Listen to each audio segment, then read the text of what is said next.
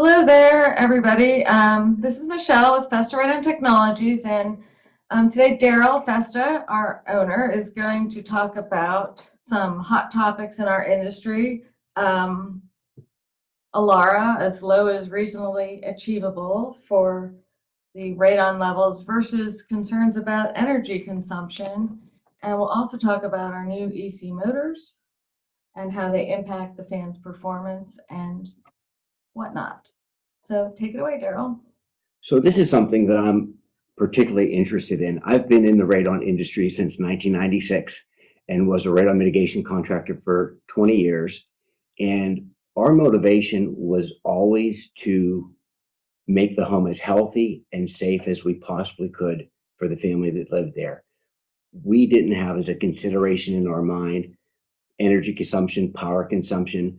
We looked at it as if we were fixing a carcinogen and keeping out a cancer-causing gas. And our motivation was to make the house as healthy and safe as possible, especially considering there's risk at every level. That being said, if you look at radon fans in general, most people would consider them to be very low power consumption appliances or products. And so if you look across the board, if you take your average radon fan that has a published wattage of 85 watts, most fans, when they're running, will run somewhere in the center of their power curve. And so an 85 watt fan is generally consuming around 42 watts of electricity. So that is not a lot of electricity when you compare it to some other things that you find in someone's home. And so one of the things I did, I'm going to read these off. I printed out 18 pages of average wattage of things that someone would find in their home.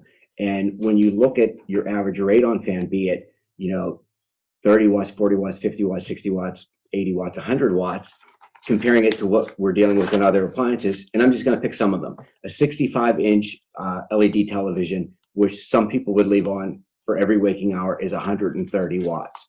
An air fryer is 1,500 watts. An aquarium pump is anywhere between 20 and 50 watts, and those run continuously. A clothes dryer is 1,000 to 4,000 watts. A coffee maker is 800 to 1,400 watts. Dehumidifier, which run continuously, 240 watts. You can go on and on and on. A dishwasher is 1,200 watts. A desktop computer is 100 watts. So when you look at that, I find it kind of surprising that the people that are radon professionals or people that educate in the radon profession make issue of the wattage of a radon fan. That somehow when you look at a total electric bill for a home, the radon fan is the culprit. That's the thing that has to be looked at and minimalized and diminished to a lower wattage item. So I think that as radon professionals, our greatest concern is making the house safe for the person that lives there.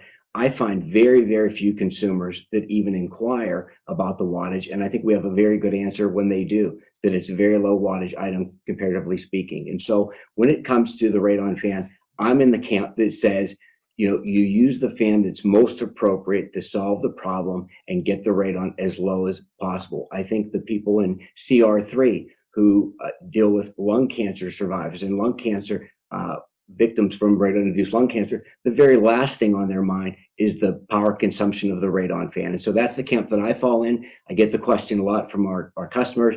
If you look at our product line, our second most popular fan is a high suction model. Our third most popular is an extremely high flow model. And so people are buying the fans necessary to make the houses healthy and safe for the consumer.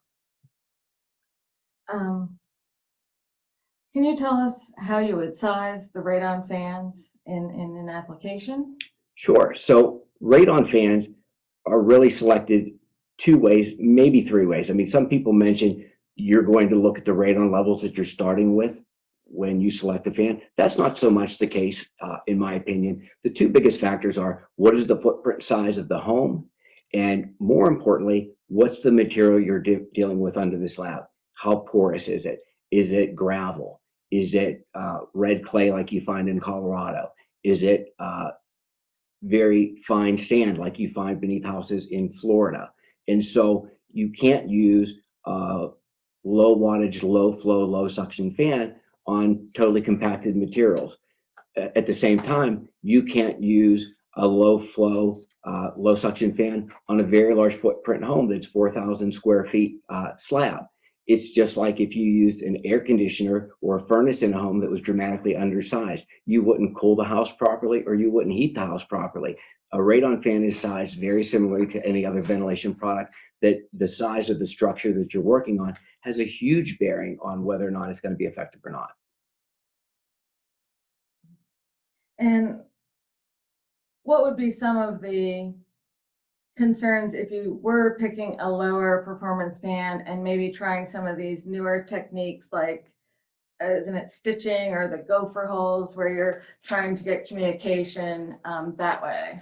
Sure. So I would qualify what I'm going to say by is, if a mitigator wants to do that in their business and they want to sell to the consumer the advantage of doing that, I think that's perfectly acceptable. I think the consumer in the end is going to pick what procedure or process they want on their home. I would say, from a practical standpoint, as a radon professional, it would be, one, I want to have the least intrusive system that I can possibly have.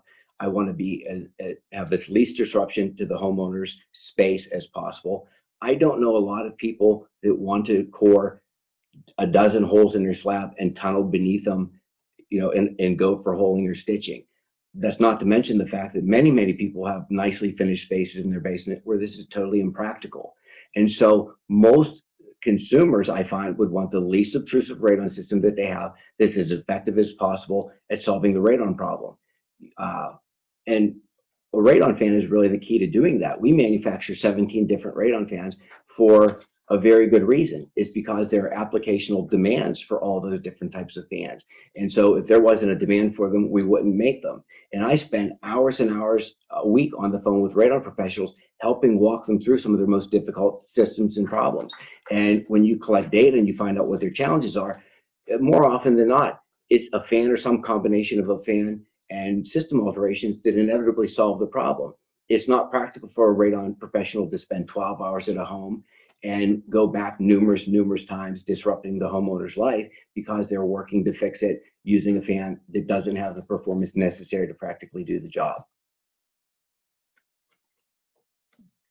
And to that end, I believe that there are some new speed control is what I'm thinking of. So what would a speed control do for the radon fans? So again, this is something really interesting that has become a hot topic lately, and has coincided with the development of the EC motorized technology in radon fans. And so we have EC technology in our product line. And in my opinion, the great benefit to EC technology is extraordinary performance. With EC technology, you can create both very high suction in a radon fan, and you can also create extraordinary airflow. And I'm going to show you in a just really quick explanation how we go about doing that, and how this new technology has been industry changing for a lot of people. In the past, when you went with a high suction radon fan, you had to sacrifice airflow. And this is why. So this is the motorized impeller for our Eagle fan.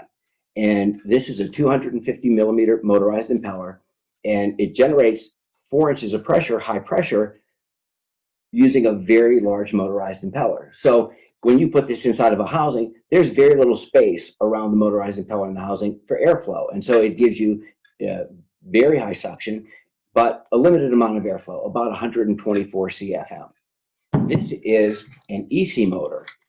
This is used in our Eagle Extreme, and also in a newly introduced Legend Extreme that we're coming out with right as we speak.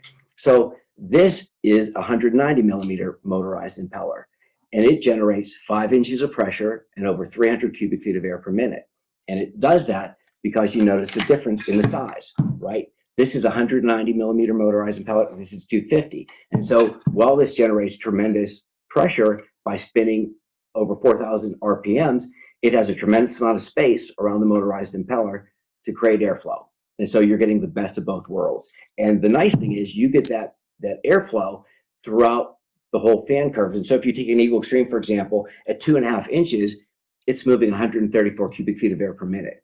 A traditional Eagle fan is only moving less than that, wide open at 0. And so you're getting higher performance at 2.5 inches.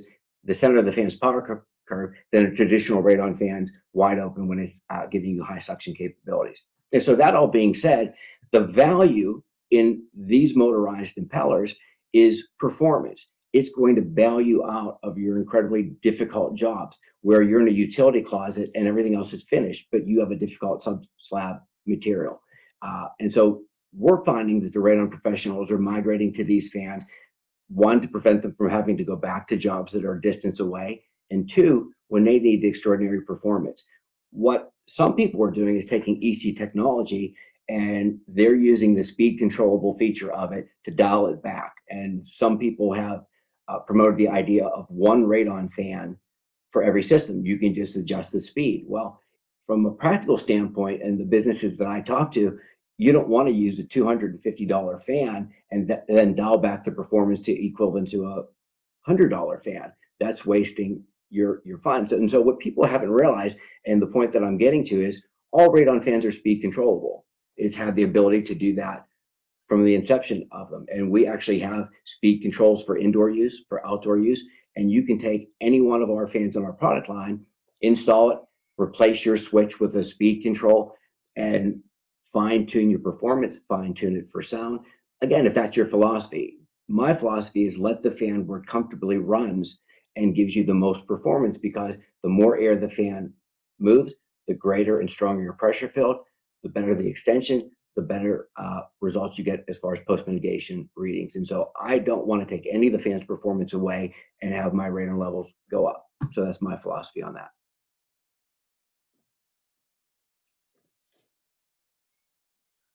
Should I ask for questions?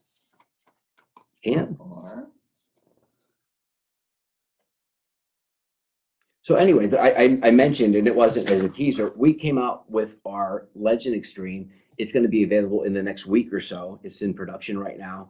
The really cool thing about this fan, is it is a complementary product to the Eagle Extreme, is it can pull 4.5 inches of pressure. So again, stronger than our traditional Eagle fan, and it has a maximum airflow of 571 cubic feet of air per minute. And so you're getting extremely high suction and out of this world airflow. And if you look at this fan at 3 inches of pressure, it's moving 199 cubic feet of air per minute. And so when you're looking for communication and airflow through the most challenging materials, you can use a fan like this and not worry as much about the clay and numerous penetrations and running pipe into finished spaces. And so I think both of these products should be used and recognized for the performance that's available to them.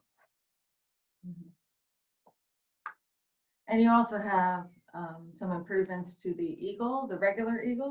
So right, yeah. So in the past, you see, this is our Eagle motorized impeller, and this was unique to our product line, that it was the only motorized impeller that we had that is all metal design, including the impeller. Extraordinarily heavy, and that's how we generated the high pressure. We've recently gone to a Radical impeller on our Eagle as well. This is not the motor, but it has the same design. So it's going to be a higher motorized impeller in the same 250 millimeters. What we're doing with that fan is when it comes out, it's going to give you actually higher pressure than the old Eagle. Is going to be over 4 inches of pressure, and it's going to more than double the airflow beneath the slab. And so we're going from around 124 CFM to over 250 on the new Eagle. And the price is going to be exactly the same. And so you're getting more energy efficient technology, quieter motorized impeller design, much better performance for the same value that we've always offered the Eagle fan at. And so we're really excited to be launching both the new Eagle and the Legend Extreme in the next months to come. And so we'll be putting out more on Constant Contact when those are available and ready to be ordered. It's going to start with the Legend Extreme, and then shortly thereafter, you're going to have the new Eagles coming out. Let me see if there's any questions. Are there any questions? I'm happy to answer anything, at least give you my opinion or my 2 cents.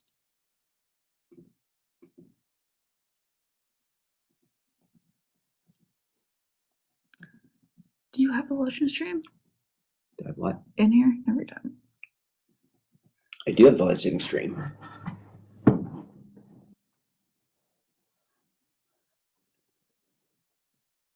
do not have. Oh, I don't see a hand on here. What?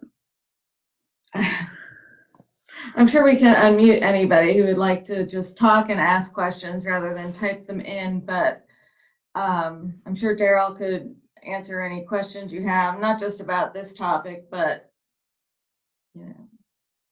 any topic.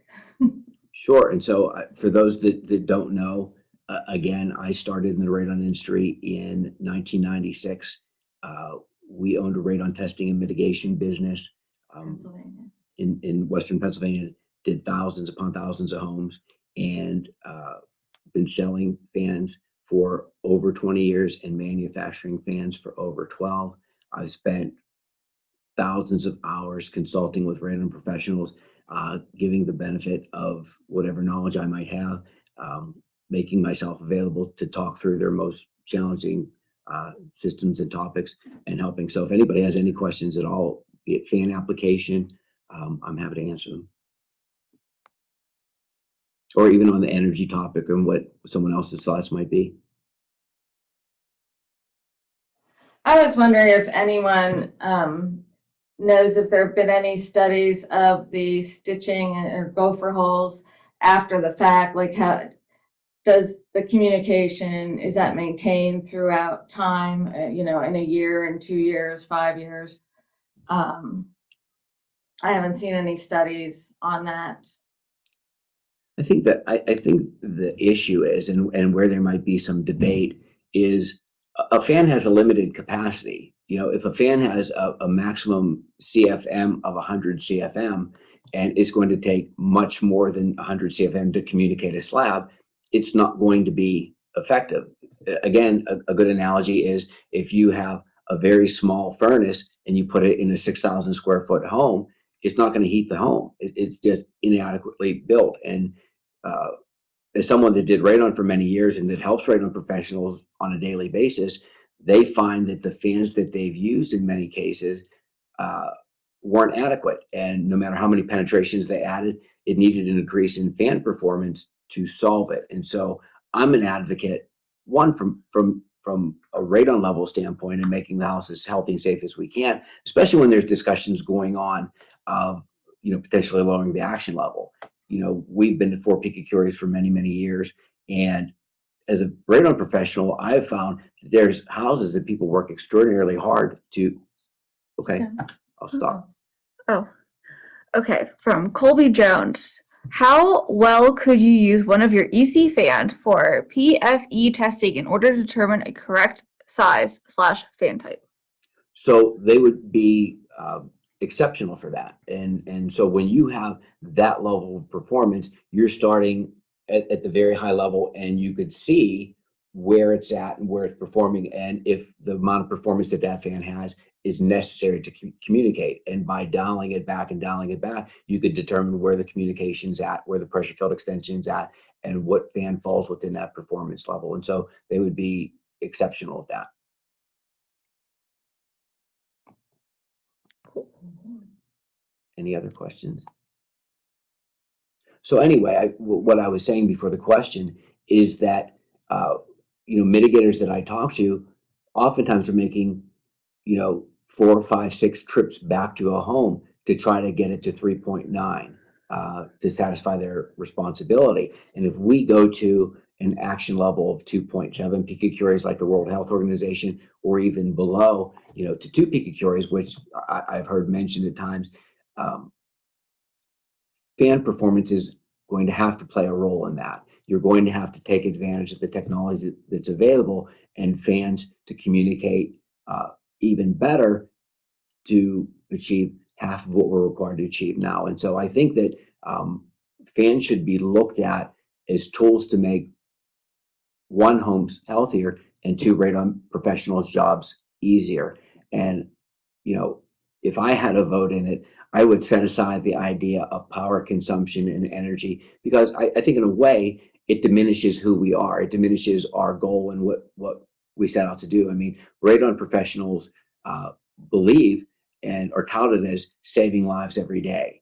And when you start to equate saving lives, weighing it against energy consumption, especially in something as minimal as 40, 50, 60, 70, 80 watts, it has people looking at how dangerous is radon really if I'm considering how much energy it uses. The goal has to be, we're coming in to make your house as healthy and safe for your family as we possibly can.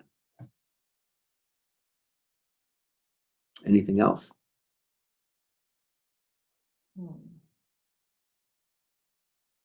questions on your end?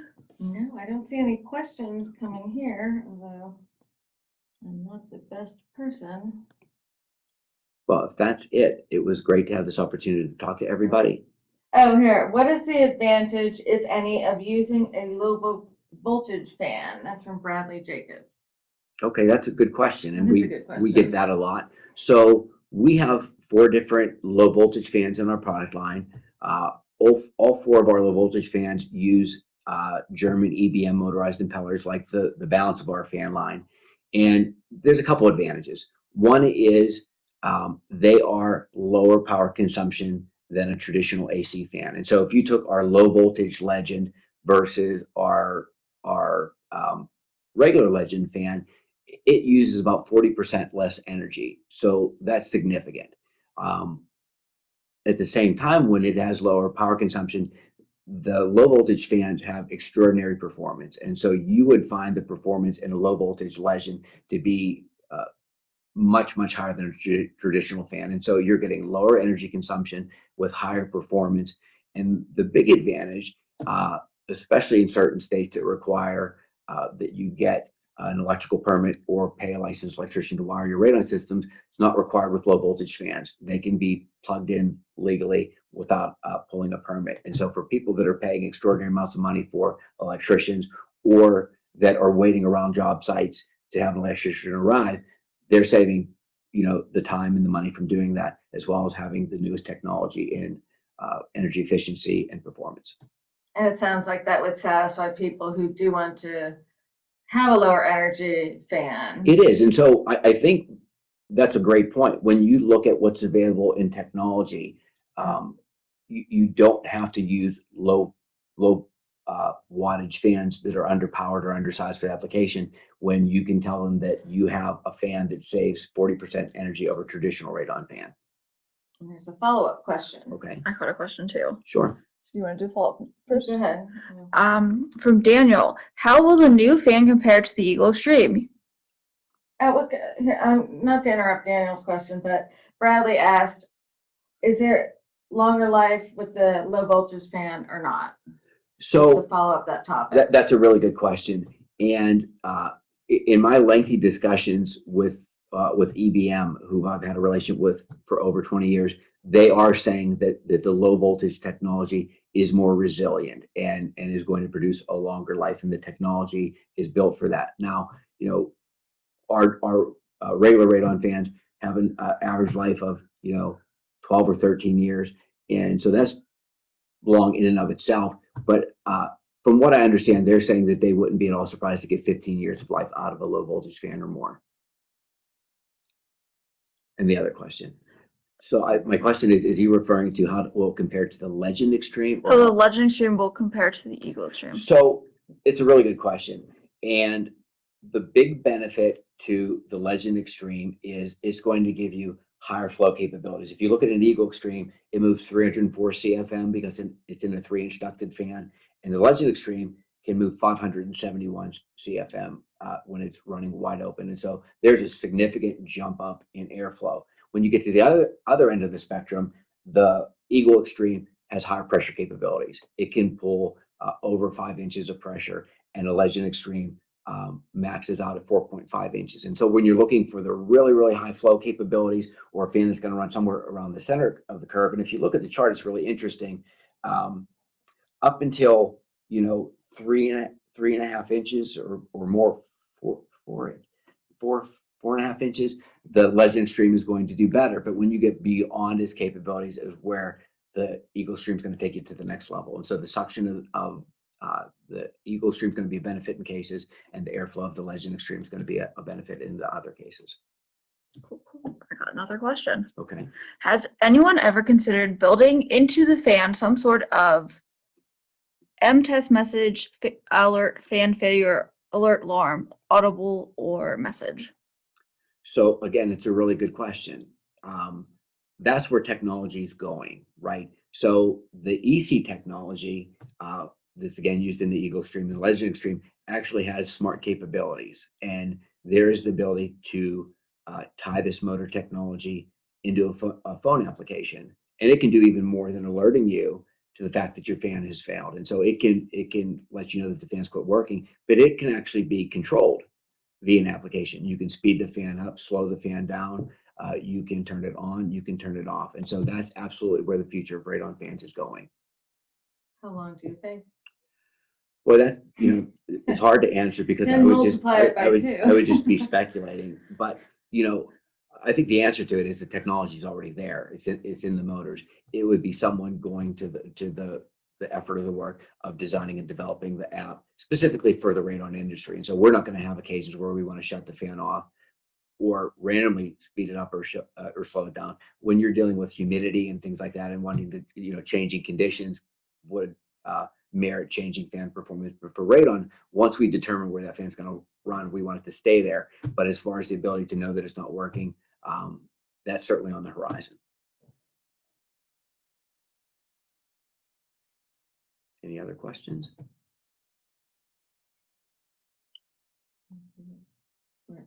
It's 4:27, so. Any last thoughts you want to share? It was just,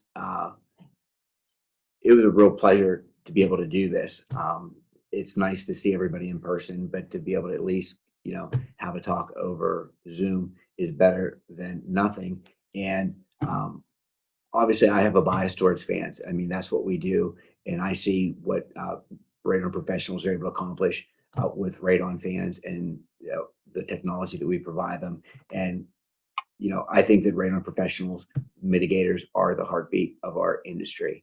And without them, nobody else has a purpose. There's no need for standards. There's no need for fan manufacturers. There's no need for testing if we don't have someone to go out and fix it. And so I think our job is to appreciate them and provide them everything that we possibly can to make their job and their lives easier. And that's what we try to do in our business through fans and the support that we provide them. And so while I'm biased towards fans, that bias is to help the radon professional make their job and their life easier. And with that, I thank everybody very much. Thank you.